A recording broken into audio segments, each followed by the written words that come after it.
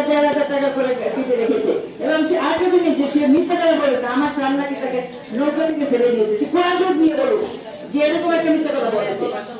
হ্যাঁ হ্যাঁ, তারপর দুশো মহিলাদের টাকা আত্মসাৎ করেছে। এই আওয়ামী লীগ সরকার কাজী আলম এইখানে সভাপতি, সে আমাদের এক এমপিকে সাবেক এমপিকে লোক দিয়ে মেরে সে লোকের মারাই গেল শাহজাহান খান। হ্যাঁ না ঠিক আছে, সংক্ষিপ্ত আমরা সুযোগ পাইনি একটু বলতাম। আমরা তো যতই সংক্ষিপ্ত বলেন দুই একটা কথা যদি না বলেন না তো 18 বছরের কথা জমা কিন্তু কত জমা হয়ে আছে।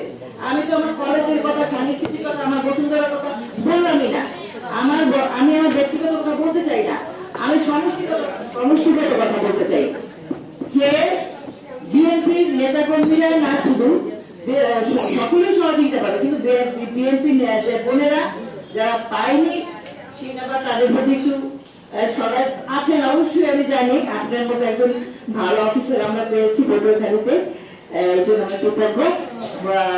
ধন্যবাদ সকলকে, আমার বন্ধুদের সকলকে ধন্যবাদ। ভালো মন্দ মিলিয়ে আমরা জীবন দিয়ে আমার দেখিবারে পায় অসীম ক্ষমায় ভালো মন্দ মিলে সকলকে ধন্যবাদ। আমার আরো দুটো কথা ছিল, শুধু সংসার যখনই কোনো কথা বলা ধরে তখন আমরা অনেক কথা আমাদের রয়ে যায়, আমরা বলতে পারি না, কারণ আমরা যদি না বলি তাহলে বোনেরা কিভাবে জানবে।